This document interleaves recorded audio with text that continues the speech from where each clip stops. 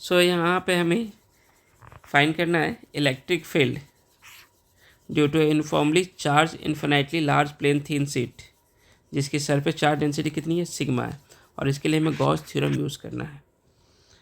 ठीक है, अब देखो गॉस थ्योरम जब यूज़ करने जा रहे हैं तो जाहिर सी बात है इस थीन यूनिफॉर्मली प्लेन शीट के द्वारा, जो इसका मैंने फिगर यहाँ पे ड्रॉ कर रखा है, इस येलो कलर में आप देख रहे हो, ये हमने uniformly charge plane sheet consider कर रखा है।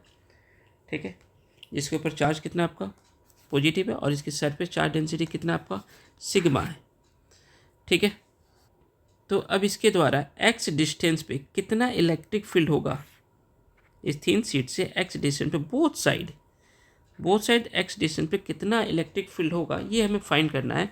तो इलेक्ट्रिक फील्ड फाइंड करने के लिए गॉस थ्योरम का यूज़ करना है हमें। तो हमने यहाँ पे एक गॉसियन सरफेस कंसिडर किया है, एक रेक्टेंगुलर पैरेललोपाइप्ड, ध्यान से देखना, एक रेक्टेंगुलर पैरेललोपाइप कंसिडर किया है। ठीक है, एज ए गॉसियन सरफेस। हम यहाँ पे गॉसियन सरफेस चाहे तो दूसरा सरफेस भी ले सकते थे, एक सिलेंड्रिकल भी हम सरफेस ले सकते थे। ठीक है, बट यहाँ पर हमने जो चूज़ किया इसको ही लेके चलते हैं। अब नाउ इस रेक्टेंगुलर पैरेललोपाइप गॉसियन सरफेस का यहाँ पे क्रॉस सेक्शनल एरिया जो हमने लिया है कितना ले रखा है, uh, both side cross sectional area कितना आपका ए है। ठीक है, अब you know that electric field जो होगा एट ए एक्स डिस्टेंस पे, ठीक है, कितना होगा ये हमें फाइंड करना है। तो you know that a positive charge sheet है, तो पॉजिटिव चार्ज से इलेक्ट्रिक फील्ड की जो डायरेक्शंस होती है जस्ट क्या होती है, आउटवर्ड होती है। अगर यहाँ पर कोई पॉजिटिव चार्ज है तो इलेक्ट्रिक फील्ड की जो डायरेक्शन होगी ऑलवेज क्या होगी, इसकी आउटवर्ड होगी। क्लियर। नाउ अब यहाँ पर गॉस थ्योरम यूज करना है। You know that Gauss theorem क्या कहता है कि टोटल इलेक्ट्रिक फ्लक्स, ध्यान से सुनना, total electric flux through any close surface is 1 by epsilon naught times the net charge enclosed by it। तो फाई स्क्वायर क्या होता है, क्यू अपन एप्सिलॉन नॉट।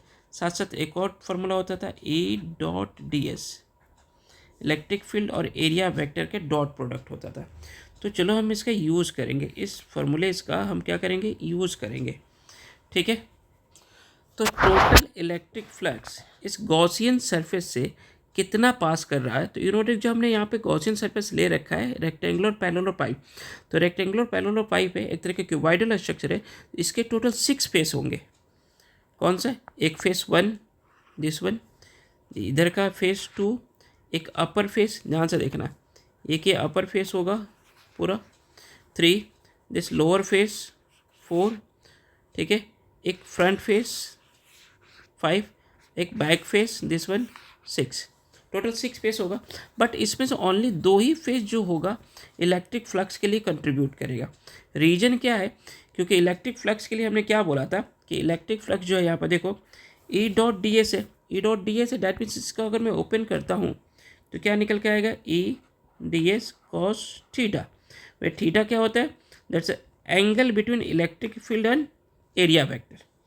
तो फॉर फेस 1 के लिए यू नो डेट यहाँ पे एरिया वेक्टर जो है, एरिया वेक्टर का जो डायरेक्शन है जस्ट इसके परपेंडिकुलर होगा, और यहाँ पे इलेक्ट्रिक फील्ड भी यहाँ पे क्या है, इस एरिया वेक्टर के जस्ट परपेंडिकुलर है। इस फेस 1 के ध्यान देने का, इस फेस 1 की मैं बात कर रहा हूँ, तो दोनों के बीच में एंगल यहाँ पे क्या बनेगा, 0 डिग्री। फॉर फेस 1 के लिए थीटा क्या होगा, 0। सिमिलरली फेस 2 के लिए भी होगा, एरिया वेक्टर जैसे स्पेस पे परपेंडिकुलर होगा, इलेक्ट्रिक फील्ड भी जस्ट परपेंडिकुलर है। तो इन दोनों फेस 1 और फेस 2 ही क्या करेगा, इलेक्ट्रिक फ्लक्स में कंट्रीब्यूट करने वाला है। बट अभी इस टॉप लेयर की बात करें, यहाँ पे इस टॉप लेयर की बात करें तो यहाँ पे एरिया वेक्टर क्या होगा, ऊपर की तरफ, ध्यान से देखना, एरिया वेक्टर ऊपर, इलेक्ट्रिक फील्ड जस्ट इसके सरफेस से ऐसे जाएगा, ये हमने डायरेक्शन बना रखा है। तो एरिया वेक्टर और इलेक्ट्रिक फील्ड के बीच में एंगल कितना बनेगा, 90 डिग्री, और कॉस 90 क्या होता है, 0। सिमिलर थिंग्स हैपन होगा लोअर सरफेस, इस वाले लोअर सरफेस के बीच में एरिया जस्ट इसके क्या होगा, दिस वन, और इलेक्ट्रिक फील्ड इधर जा रहा है, तो यहाँ पे एरिया एंगल कितना बनेगा, ध्यान से देंगे, थीटा 90 डिग्री। तो इसके द्वारा कोई इलेक्ट्रिक फ्लक्स कंट्रीब्यूट नहीं होगा, इवन फ्रंट फेस के द्वारा भी कोई इलेक्ट्रिक फ्लक्स कंट्रीब्यूट नहीं होगा। ओनली 2 ही फेसेस होगा जो यहाँ पे इलेक्ट्रिक फ्लक्स क्या करेगा, कंट्रीब्यूट करेगा। क्लियर। तो चलो टोटल इलेक्ट्रिक फ्लक्स, इसे थोड़ा सा हटाते हैं, जो टोटल इलेक्ट्रिक फ्लक्स हुआ total electric flux through the Gaussian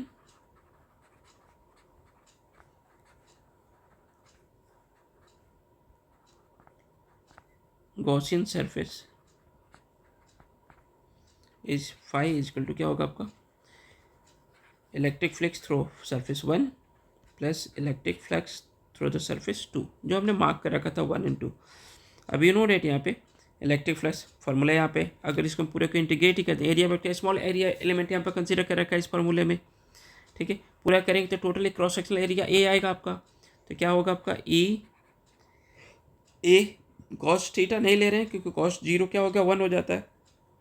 phi 2 के लिए भी सेम यही होगा। टोटल एरिया इसका कितना है ए कंसिडर कर रखा है cross sectional area, electric field इसी लाइन के डायरेक्शन में है, तो क्या बनेगा ई ए।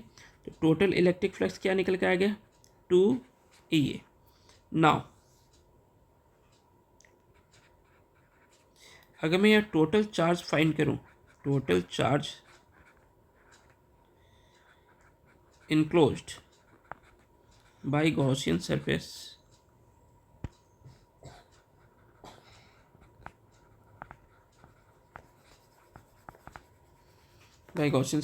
is you know that इसकी सरफेस चार्ज डेंसिटी सिग्मा था, सिग्मा इक्वल टू क्या होगा Q upon area. So Q equal to क्या हो जाएगा sigma into area. Clear. So from Gauss law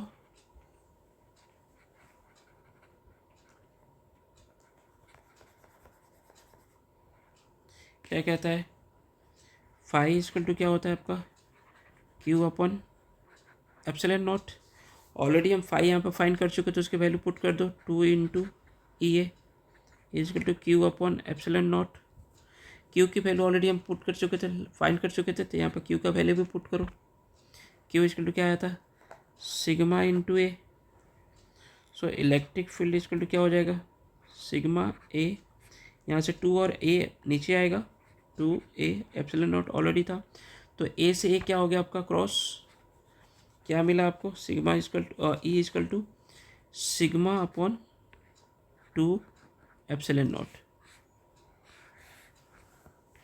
that's electric field due to uniformly thin charge plane sheet जिसकी surface charge density कितनी थी sigma थी।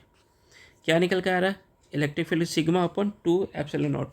यहाँ क्लियरली अगर देख रहे हो जो इलेक्ट्रिक फील्ड है, जो इलेक्ट्रिक फील्ड यहाँ पे ई आ रहा है सिग्मा अपॉन 2 एप्सिलॉन नॉट, जो इंडिपेंडेंट हो रहा है किससे एक्स से। हमने क्या बोला था हम इलेक्ट्रिक फील्ड फाइंड कर रहे हैं इस थिन शीट से एक्स डिस्टेंस पे कितना इलेक्ट्रिक फील्ड होगा, बट इसमें एक्स का कहीं भी कंट्रीब्यूशन नहीं आ, कहीं भी एक्सप्रेशन में नहीं आ रहा, यानी इलेक्ट्रिक फील्ड इंडिपेंडेंट हो रहा है किससे distance from the plane sheet. साथ साथ इलेक्ट्रिक फील्ड जो है डायरेक्टेड है किधर अवे फ्रॉम द प्लेट। यहाँ पे इलेक्ट्रिक फील्ड की जो डायरेक्शन है किधर है away from the plane sheet. Clear है। तो यहाँ पे इसकी सरफेस चार्ज डेंसिटी अगर पॉजिटिव होता है तो अवे होगा, अगर नेगेटिव होगा टुवर्ड्स द प्लेन शीट होगा।